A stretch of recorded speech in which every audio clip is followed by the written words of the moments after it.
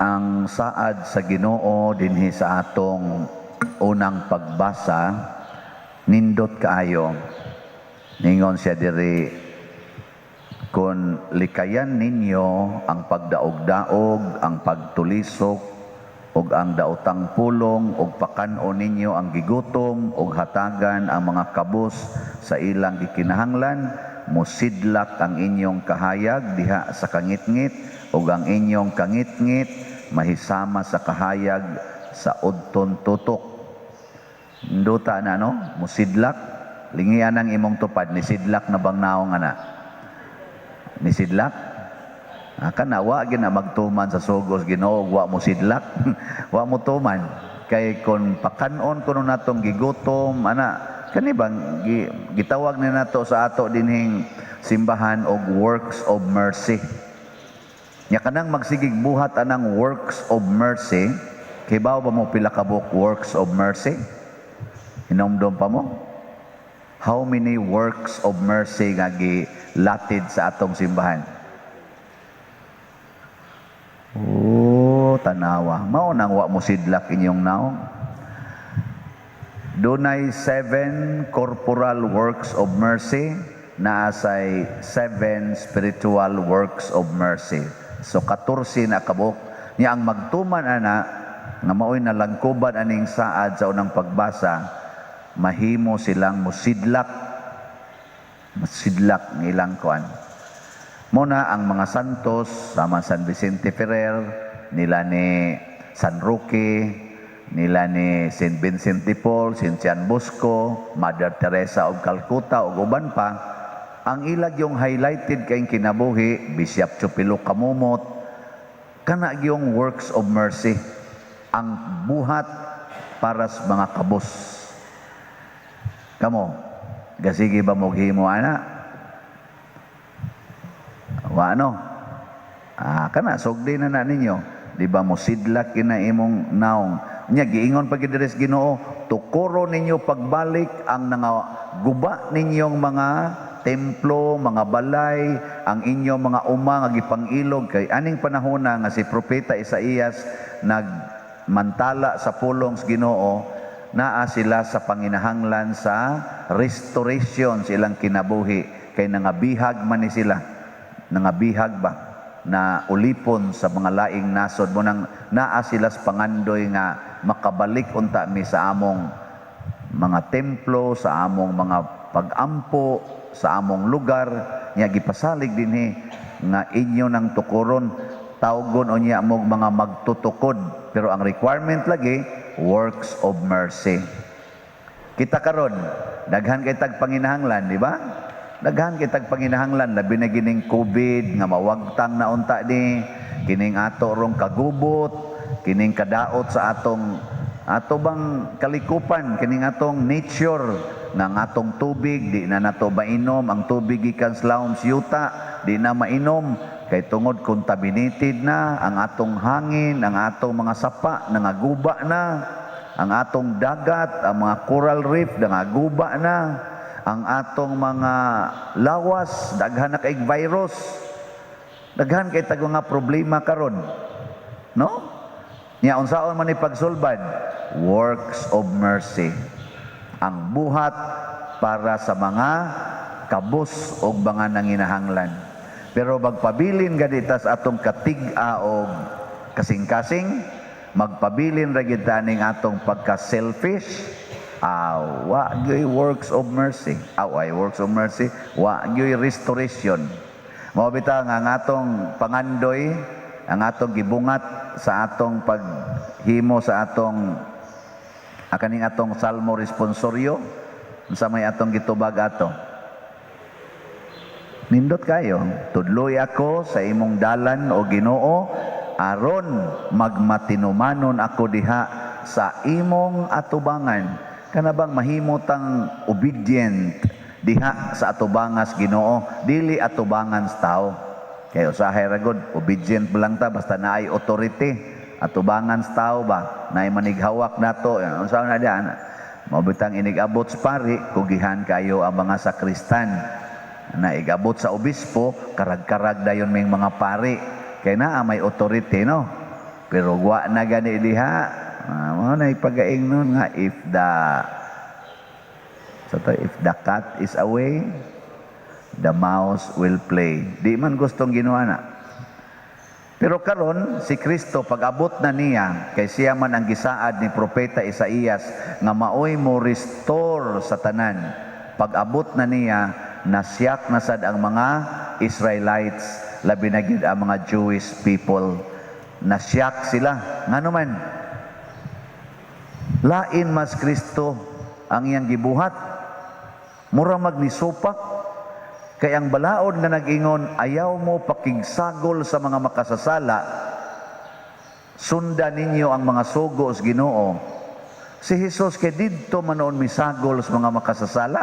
Ang iyanong gibarkada ang mga makasasala man, mao nang si Levi, usama ni kakobrador sa buhis, mga selfish man nga mga tao ang kobrador sa buhis, mga mapahimuslanon, mga korap, mga hingwarta nya sala bayan na sa tubangas Ginoo mo na nga kani mga kobradors buhis para sa mga Hudiyo wa ginilabot sa ilang kinabuhi di pasudlos templo oy nikao naman hinuos Kristo dito kuyo gani nila na oning nireklamo sila dire pero si Jesus dunay gisulti ambot og naigo ba kari dire sa kang propeta Isaías ningon siya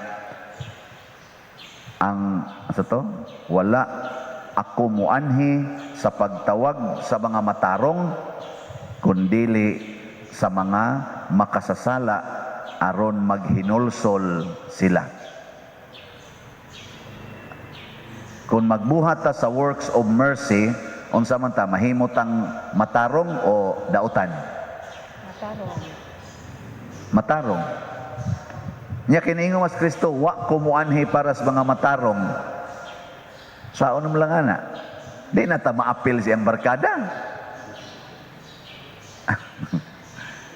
Mianhi ko para sa mga makasasala. May pag magpakasaha na lang ta. Kay aron suoron tang Kristo. Sawan sakto dili. Wa man mo'y klarong tubag. Nianhi siya para sa mga makasasala.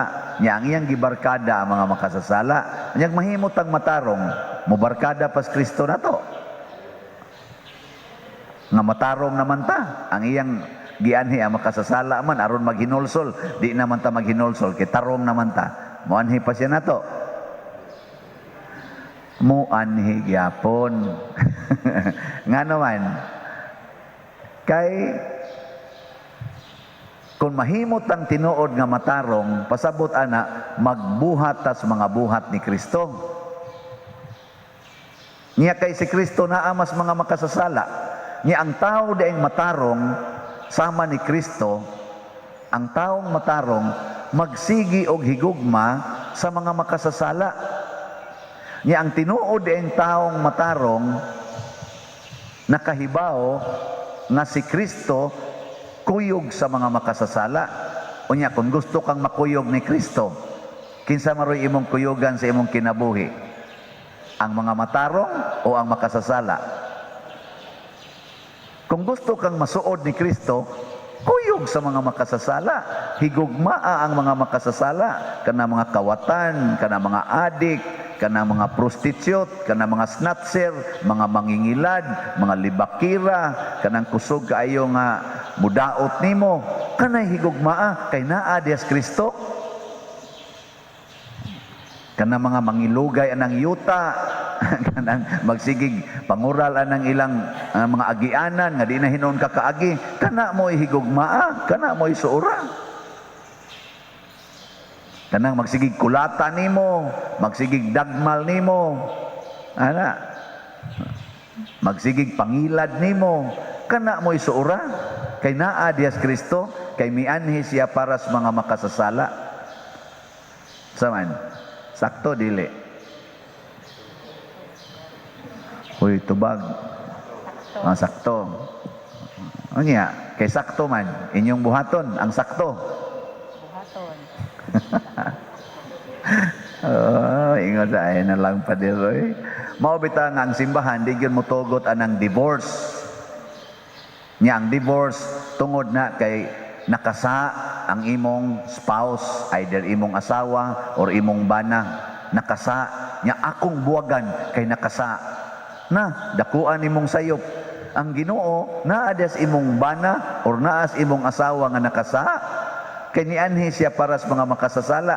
Nya moingon ni ka, Lord, tabangi in taong ko, makamove on unta ko, Lord. Ana, Ginoo in taong, sikag ampos Ginoo, bari simbahan, magilak-hilak pa kap, sikag kapikap, tabangi taong ko, Lord, nga kining akong pagpakigbuwag sa kong bana, mahimo unta ning mapuslanon sa kong kinabuhi, tagai taong kong healing. Yung Ginoo nga nung nibiya man kas imong bana, nga kami may barkada ron. Di ba? Niani ko siya para sa mga makasasala. Ang iya kong gikuyugan, mga makasasala. Yang anong nibiya mo nung kaditong tuwa mas Kristo dito? Oh. Dayon tag-adto sa Simala, adto ta sa mga Lourdes, adto ta sa asa pa ng mga lugar, San Vicente Ferrer, Pitalo, kanidi ni ato San Vicente, wa man kayo ni mailhi, adto sa Bugo, ana, kay tuwa ditong Ginoo, oy, sayop na. Ang Ginoo di ay si Kristo, di ay nga tinuod yung presensya ng Kristo, kuyog siya sa mga makasasala, kay maunay tumong sa iyang pag-anhi. Sa ato pa di ay ang works of mercy, para di ay nas mga makasasala, dili sa mga matarong. Ingkaw niya, ang kabus di ay pader, o lagi, ang kabus di ay nga tinud-anay, dili di ng kabus sa material nga butang, kay posible man nga buuta na, ang tinuod gid ang kabus nga gitan-aw ni Kristo, kana yung kabus sa mga espirituhanong butang. Mabitang ningon siya, bulahan kamong mga kabus sa espiritu, mainyo ang gingharian sa langit. Nga naman, kay ang Ginoo di ay muanhaan ng kabus sa espiritu. Kana bang mga tao bitaw nga wagi spirituality? Kana bang mga tao nga murag pulos ra gyud kadaot sa kinabuhi ang ilang gibuhat? Naas bilangguan, di ba ingos Kristo, na bilanggo ko inyo kong giduaw. Di ba no? Ingon siya, wa ko'y balay, inyo kong gipasod sa inyong balay. Iya ko nang gipang-angkon nga mao na iyang presensya. Oh, mao na siya. Nya karon og naaroy adik mo sod sa inyong balay, papahawaon o papuyon. Sige. Og ang imo rong usas imo mga anak, porting tapulana, nya suyo pag yun. Unsa man, higugmaon o kasab-an, yaw-yawan. Higugmaon. Ala, bantay mo diya. O gusto kitang masuod ni Kristo, nya gusto tang musubay sa iyang mga pagtulunan, kay nga matatudloi ko sa imo mga dalan, ang dalan niya kanunay gyud nga ikuyog nato ang makasasala. Og mao bitaw ning dunatay kaning 40 ka adlaw nga sige ta og ampo aron ni sa paghinulsol sa mga sala. Kinsa may dunay daghan nga angay hinulsulan ang mga makasasala. Kung manglaba ka ba sa inyong balay? Unsa may imong dadon ngadto sa labhanan? Ang limpyo o ang bulingon? Ang bulingon. Gito ba? Ang bulingon. Ang bulingon. Kung maestra ka, kinsa may imong tudluan? Ang bright o ang bugo? Ang bugo. Ang mamutudlo kas bright nga mas bright pa man to nimo, karing bugo. Kung ikaw usa ka doktor matud pa ni Hesus, kinsa may imong tambalan? Ang masakiton o ang maiglawas? Og panday ka, unsa may imong ayohon nga balay? Kanang maayo pa nga maayo nga balay o karing gubaon? Mao na siya. Kung ikaw usa ka manluluwas, kinsa may imong luwason?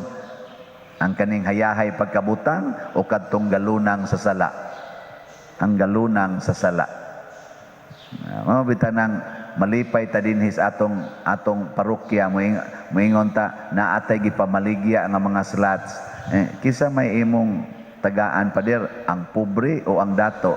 And then ang pobre sa unya, dato naman kaayo ng inyong parokya, daghan na kayo nag-stained glass. Ana, maobitaw, ninindot na ni atong parokya, basin sa daghan na sang manimba. Yaw man tayo lugar, ato dihang parkingan, 14 taon ka uyamot. Di ba? Mas may pang parkingan sa sari-sari store, kanindot pa. Nya ato man ang tarungonon. Nya wa sa ta dinhi formation center. So sa ato pa kabus kaayo.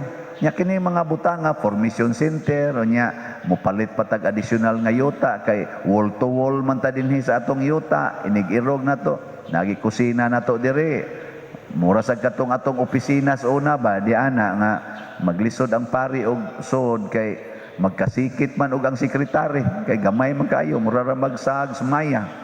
Dito, anang bago na itong opisina, bisan pag muso dito treasurer, uban pa, IT na to dito.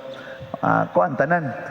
Ang punto nako is, pagkalipay nato nga daghan ang nagpakabana tungod kay kita kabus. Apan, buutan man ta. Dili oy, kadaghan din yung buangon. No?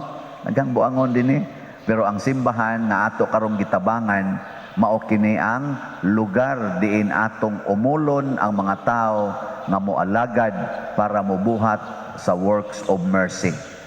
Mga tao nga atong tagaan og formation anhi nato dinhi anhita mag-abot, anhita magsigi og kana ganing hisgot-hisgot og magbansay-bansay unsaon pagpalambo sa atong pagka sumusunod ni Kristo. Mao nang nanginahanglan tag mga facilities dinis atong simbahan. Ug mao na tumong anang atong gipamaligya nga hope and opportunities. Hope for conversion for sinners gikan ining atong parokya og opportunity to serve more. Maka alagad pata. Nabitaroy ning text nako nga touching sa gayo ba ing siya Father makapalit na gitingali mi ani akong mama ug ako pulos man mi pobre pero nakadesisyon mi nga aning 40 ka adlaw di na mi mo snacks sila kunong duha ba unya di na mi mo sakay padung adto sa Tianggihan maglakaw naming duha nya amo nang tigomon hinaot kay nig Easter Sunday makaabot untag 2,000 kuno ang ilang duha. Dili man kinahanglan 2,000 basta magsakripisyo ka 40 ra ka sakripisyo nya kay snacks og sakay man ilang kuandi duha 20 ra ka adlaw ilang kinahanglan abot nag 40 kay duha man ka sakripisyo ilang buhaton nya ipakapin pa ginilang di sila mamahaw di sila maniudto di sila manihapon di 5 na kada adlaw igabot 20 ka adlaw di na sila kalakaw. Ang sa paglakaw pa nimo ana wa na kay kaon wa na kay kwarta ilang ihatag dinhi aron makapalit sila og slot sa hope and opportunity. Pasagdan ba ni sila sa Ginoo? Dili gyud. Patyon ba sila sa Ginoo? Posible. Posibleng mamatay. Sama ni San Roque namatay, ni Saint Teresa namatay, Pedro Calungsod namatay. Pero dili sila mamatay, mabuhi pagbalik na hangtod karon buhi pa kaayo sila. Di ba? Ug mao ni ang hope and opportunity, Christian hope and Christian opportunities nga atong gi bandilyo dinhi para nis kaayuhan og conversion sa mga makasasala. Manindog ta.